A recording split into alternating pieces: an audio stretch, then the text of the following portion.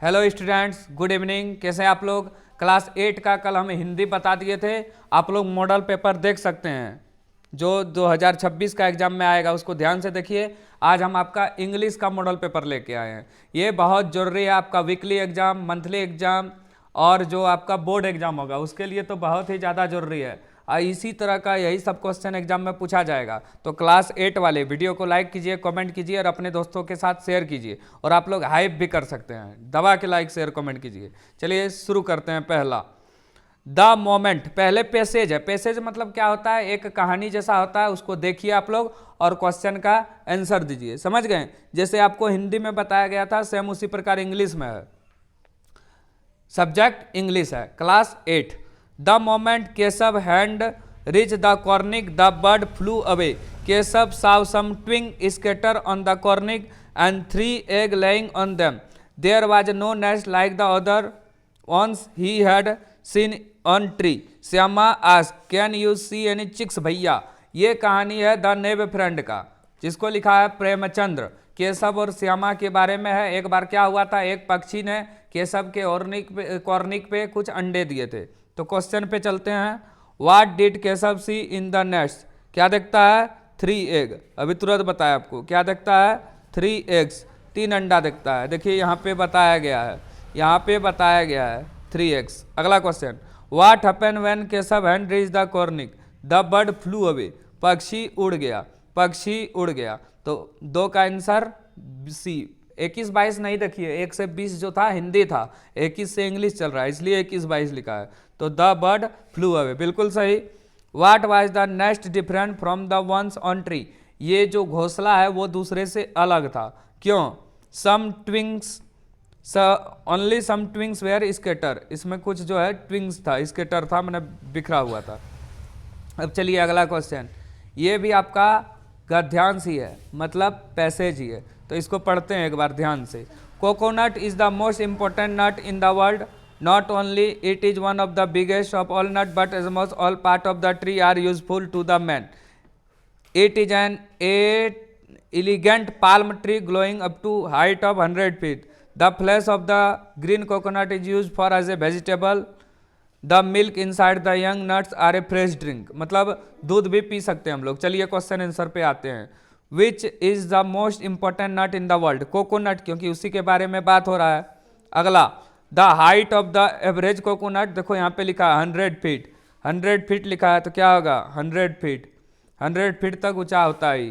Complete the letter, ये letter है, इसको पढ़ के आपको जो इसमें भराएगा उसको भरना है। समझ गए? चलिए शुरू करते हैं। हाउस नंबर इतना है, बिरसा विहार है, 22 दिसंबर है। ये डेट कभी का भी हो सकता है, 2026 का भी हो सकता है। खालिज का सिद्धार्थ, सिद्धार्थ है तो दोस्त है, तो क्या होगा? डियर सिद्धार्थ।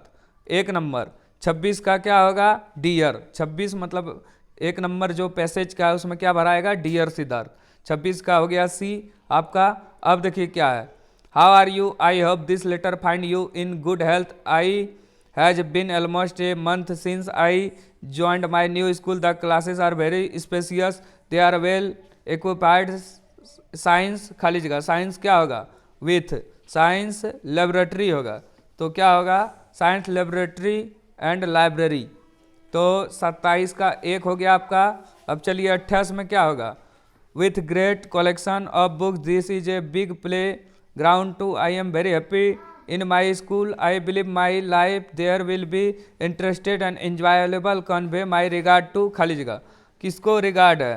तो रिगार्ड किसको है? 28 योर पेरेंट्स, आपके माता पिता को। अब चलिए आगे चलते हैं। Answer the question by choosing the correct option. तो इसको कैसे बनाएंगे हम लोग? The cat drinks milk. Simple tense में कौन है? The sentence is simple tense, simple बोला है मतलब प्रेजेंट पास्ट कुछ भी हो सकता है। तो द कैट ड्रैंक मिल्क, ये सिंपल में है, ड्रिंक्स मिल्क नहीं होगा। चूज द इंट्रोगेटिव सेंटेंस, ये इंट्रोगेटिव है। Can you sing a song. अगला, आई खाली जगह प्लेइंग टेनिस सिंस 2010। मैं 2010 से टेनिस खेल रहा हूँ, तो आई के साथ क्या लगेगा? हैड बीन, हाँ, क्योंकि पहले का बात हो रहा है तो हेड लगेगा। The indirect speech of sentence he says I am fine, तो क्या होगा? He says I am fine का he says that he is fine.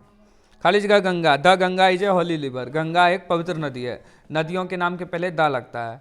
Where did poet see the daffodil, daffodil कहाँ पे मिला था लेखक को? तो बिसाइड द लेक, मतलब क्या होता है? झील के साइड में।